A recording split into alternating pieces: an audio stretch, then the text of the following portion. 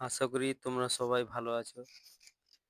S19 edu সেন্টারে সবাইকে শুভেচ্ছা ও স্বাগত জানাই। এখানে 5 to 12 পর্যন্ত সমস্ত বিষয়ের নোটস এবং লাইভ ক্লাস এবং সাজেশন দেওয়া হবে। আজকে মাধ্যমিক মাধ্যমিকের ভূগোল সাবজেক্টের সাজেশন দেওয়া হবে 2026-এর জন্য। প্রতিটি প্রশ্নের মান থাকবে 5।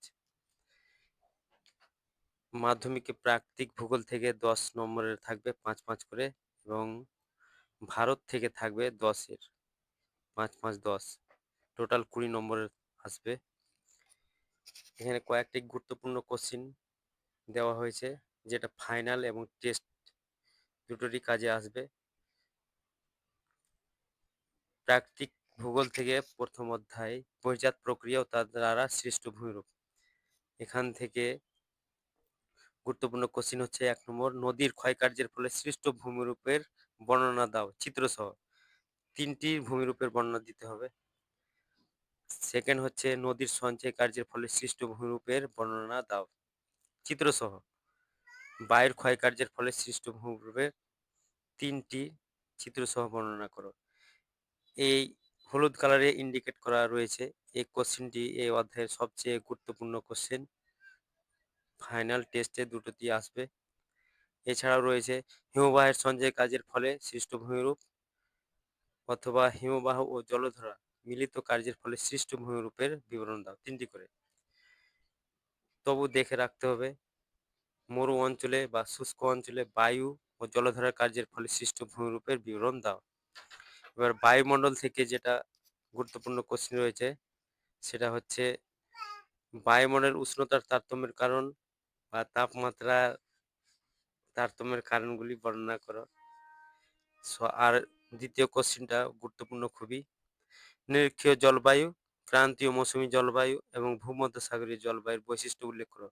তাহলে এখানে মনে রাখতে হবে, শুধু বৈশিষ্ট্য লিখলে হবে না, এখানে অক্ষাংশ, দেশগত বিভাগ এবং বৈশিষ্ট্য, উষ্ণতা যাবতীয় তথ্য উল্লেখ করতে হবে। তাহলে 5-এ 5 পাওয়া যাবে। চিত্র উল্লেখ করতে হবে। এছাড়াও রয়েছে ভারতের বৃষ্টিপাতের শ্রেণীবিভাগ করো এবং 2টি ভাগের বিবরণ দাও। তো আমরা মেন বিভাগ করব স্থলক্ষেপ ও পরিচালন বৃষ্টিপাত। তবু একটা দেখে রাখবো, বায়ুচাপের তারতম্যের কারণগুলি আলোচনা করো। বায়ুমণ্ডল থেকে গতবার 2025 সালে মাধ্যমিকে এসেছিল জোয়ার ভাটার সৃষ্টির কারণ। এবার এখান থেকে 2টি কোশ্চেন চয়েস করা হয়েছে, যেটা আসার সম্ভাবনা খুবই রয়েছে। বিশ্বব্যাপী সমুদ্র স্রোতের প্রভাবগুলি বর্ণনা করো এবং সমুদ্র স্রোত সৃষ্টির কারণগুলি বর্ণনা করো। বিশ্ব উষ্ণায়নের প্রভাব লিখো। এটা বায়ুমণ্ডল থেকে, তবু দেখে রাখবা। এবার কোশ্চেন হচ্ছে সেকেন্ড পার্ট, বিভাগ খ, যেটা থাকে 5-এর 2টি করতে হবে। 10 নম্বর থাকবে ভারত থেকে।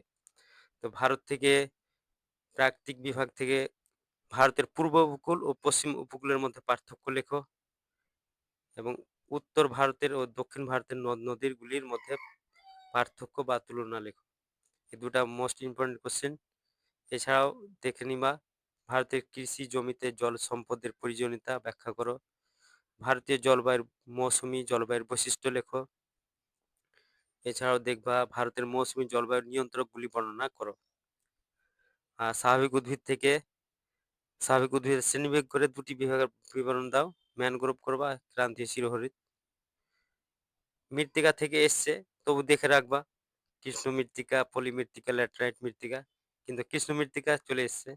7 নম্বরটা অত ইম্পর্টেন্ট না, কিন্তু মোস্ট গুরুত্বপূর্ণ হচ্ছে 8-এর দাগের কোশ্চেন, যেটা কৃষিকাজ থেকে। এর আগে এসছে ধান বা গম, ধান এসছে মনে হয়। যাই হোক, ইক্ষু, পাট, কফি, কার্পাস, ধানটাও দেখে নিতে হবে, চাষের অনুকূল পরিবেশ। 8 দাগের একটাও ছাড়া যাবে না। ধান, গম ইজি আছে, এটা দেখে নিতে হবে। ভারতীয় কৃষির সমস্যার সমাধানগুলি লেখো। আর 10 নম্বর ছাড়া যাবে না। 10 হচ্ছে জনসংখ্যা থেকে ভারতের অসম জনবন্টনের তারতম্যের কারণগুলি বর্ণনা করো বা লিখো। তো এখানে মিস্টেক আছে, জনবন্টন হয়েছে, এখানে হবে জনবন্টন। তারতম্যের কারণ লেখো। ১০ নম্বরটা খুবই গুরুত্বপূর্ণ কোশ্চেন। ভারতের নগরায়ন গড়ে ওঠার কারণগুলি বর্ণনা করো। সমস্যা এসেছিল। আর ১২, ১৩, ১৪ শিল্প থেকে দেওয়া আছে। শিল্প থেকে ৩ টার মধ্যে আসবেই এবং ফাইনালে টেস্টে সবইতে আসবে এই যেটি আমি কোশ্চেন বললাম। পশ্চিম ভারতে কার্পাস বস্ত্রবয়ন শিল্প গড়ে ওঠার কারণগুলি বর্ণনা করো। তারপরে পশ্চিম ভারতে পেট্রোরসায়ন শিল্প, পেট্রোকেমিক্যাল শিল্প গড়ে ওঠার কারণগুলি লেখো। পূর্ব ও মধ্য ভারতে লৌহ ইস্পাত শিল্প গড়ে ওঠার কারণগুলি বর্ণনা করো। এই কয়েকটি ৫ এর প্রশ্ন করলেই তোমরা টেস্ট এবং ফাইনাল দুটোতেই কমন চলে আসবে। একবারে ২০ তে ২০ আসবেই সিওর। এবার যেটা হচ্ছে বাকি যে সব থাকছে 2 মার্কস অ্যান্ড 3 মার্কস এর ভিডিওতে পরের ভিডিওতে দেওয়া হবে। এই পর্যন্ত আজকে। ধন্যবাদ।